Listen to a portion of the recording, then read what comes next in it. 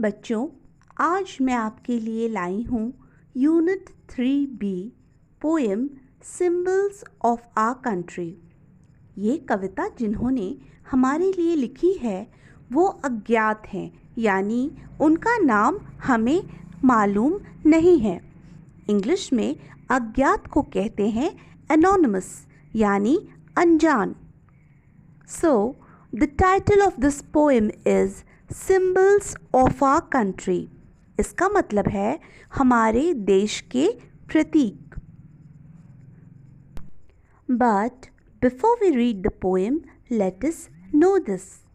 Do you know every country has its own national symbols?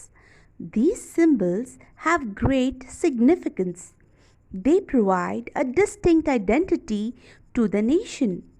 Now read the poem and find out the various national symbols and monuments which gives India a distinct identity. तो बच्चों, ये बताएं, क्या आप जानते हैं कि हर देश के कुछ अपने राष्ट्रीय प्रतीक होते हैं? ये प्रतीक बहुत महत्वपूर्ण होते हैं। वे किसी भी देश को एक खास पहचान देते हैं। और अब आप ये कविता पढ़ेंगे कि कौन कौन से राष्ट्रीय प्रतीक और ऐसी इमारतें हैं जो भारत को एक खास या अद्वितीय या यूँ कहें बेमिसाल पहचान देते हैं। First stanza. The symbols of our country represent more than what we see.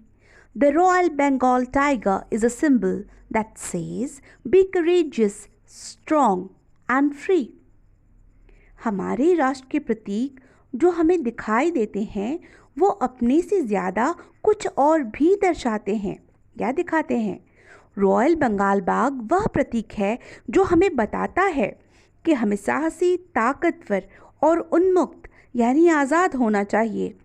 ऐसा इसलिए है बच्चों, ताकि हम इस विश्व में सिर उठाकर शान के साथ जी सकें। Second stanza. Our tiranga that flies high in the sky have saffron, white and green. Message, courage, peace and prosperity, and Ashok Chakra as wheel of duty. हमारा तिरंगा झंडा जो आसमान में ऊंचा लहराता है और केसरिया, सफ़ेद और हरे रंग का होता है, वह क्रम से साहस, शांति और खुशहाली या हरियाली को अपनाने का संदेश हमें देता है। जो अशोक चक्र तिरंगे के बीच में बना होता है वह हमें कर्तव्य बोध सिखाता है, यानी हमें जिम्मेदारी लेना और उसको निभाना सिखाता है। यानी यह प्रोत्साहित करता है कि हम सभी अपने अपने काम खूब मन लगाकर करें। Third stanza. The Taj Mahal, a monument of love, carries the ageless message for us. Never we should forget and neglect the ones who are near and dear to us. अगले प्रतीक से हम मिलते हैं, वह है Taj Mahal, the monument of immortal love, यानी ताजमहल जो अमर प्रेम के सदाबहार समयहीन गुण को दर्शाता है।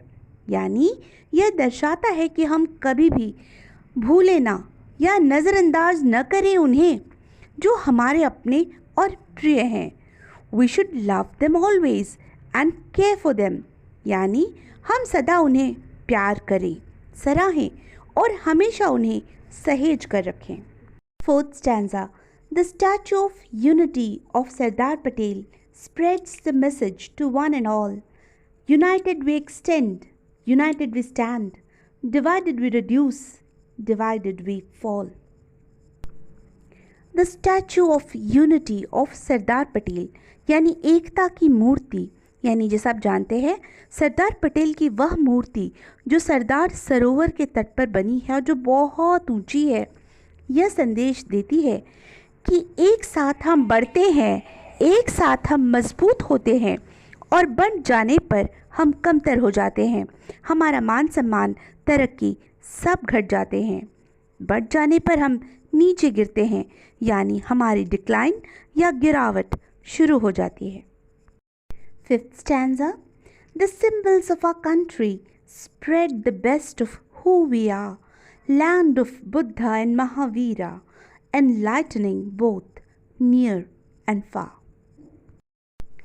The symbols of our country यानी हमारे देश के प्रतीक वे हैं जो हमारे सबसे बेहतरीन सर्वश्रेष्ठ खूबियों को दुनिया भर में प्रसिद्धि दिलाते हैं, पहचान देते हैं।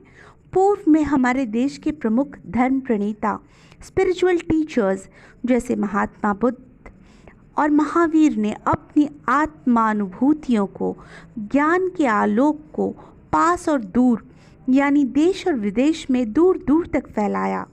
ये हमें अपने ज्ञान से विश्व को समृद्ध बनाने का संदेश देते हैं।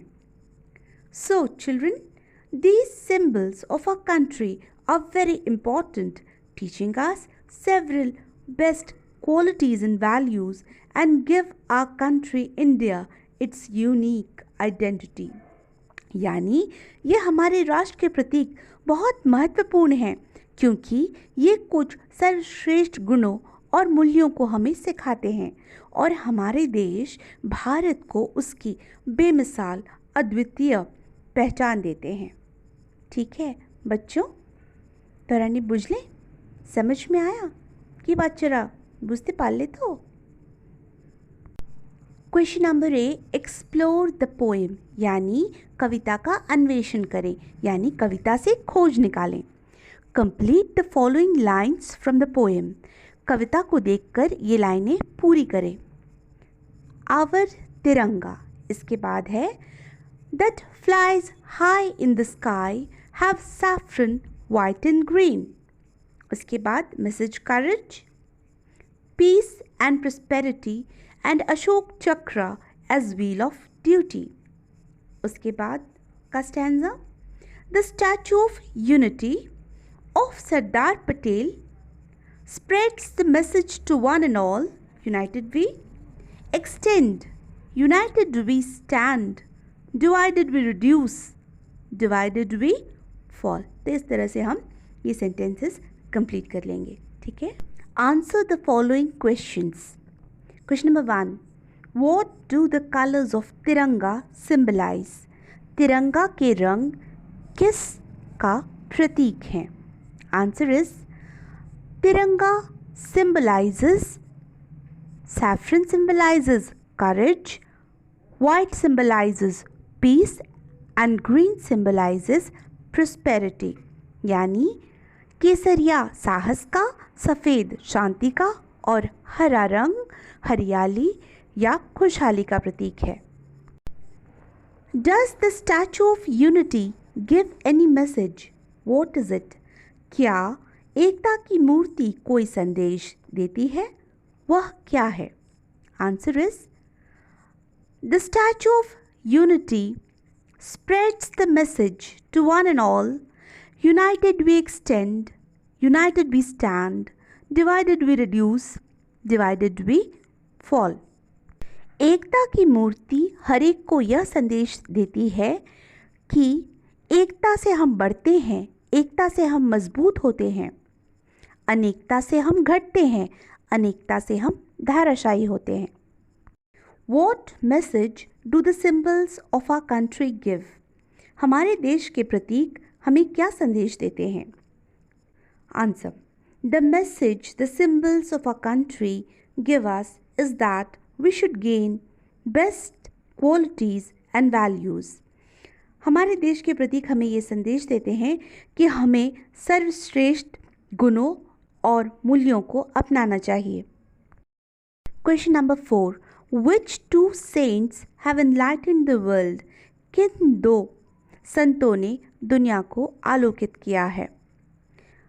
The two saints who have enlightened the world are Buddha and Mahavir. दो संत जिन्होंने विश्व को अपने ज्ञान से आलोकित किया है वे हैं महात्मा बुद्ध और Mahatma Mahavir. Question number B, word power यानी शब्द भंडार। Find word from the poem which mean the same.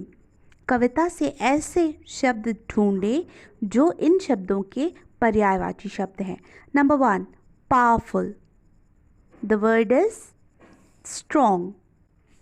2, calm, the word is peace. 3 is joined, united. 4 is split, divided. And 5th is drop, fall. Circle the virtues or things that make a nation strong. वैसे गुणों या वस्तुओं को पर गोला बनाएं जो किसी देश को मजबूत बनाते हैं। इन गुणों में से आपको वो गुण और वस्तुएं चुननी हैं। ठीक है, शब्द हैं neglect, brave man, pride, unity, sacrifice, division, courage and peace. वैसे शब्द हैं brave man, pride, unity, sacrifice, courage and piece.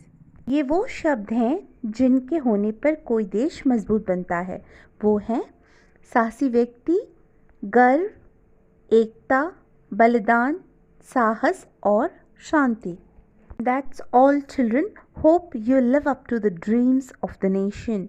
आशा करती हूँ बच्चों कि आप भारत माँ के सपनों पर खरा उतरेंगे।